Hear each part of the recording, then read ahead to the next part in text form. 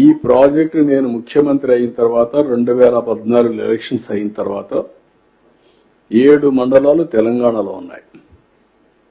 ఆ రోజు నేను ఒకే మాట చెప్పాను ప్రధానమంత్రి గారికి, రాజ్నాథ్ సింగ్, వెంకయ్యనాయుడు గారు ఉంటే ఒకటే చెప్పాను. 7 మండలాలు తెలంగాణలో ఉండి మీరు నేషనల్ ప్రాజెక్ట్ డిక్లేర్ చేస్తే ఆ 7 మండలాలు రాకపోతే ఇది ప్రాజెక్టు పూర్తి కాదు.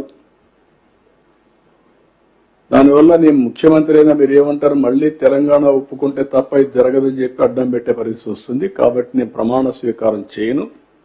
మీరు 7 మండలాలు ఇస్తే తప్ప నేను చేయనంటే ఫస్ట్ టైం చరిత్రలో 7 మండలాలు ఇస్తూ ఒక ఆర్డినెన్స్ ఇష్యూ చేసి ప్రెసిడెంట్ ఆఫ్ ఇండియా క్లియరెన్స్ ఇచ్చిన తర్వాత, పాస్ చేసిన తర్వాత పార్లమెంట్ సమన్ చేశారు.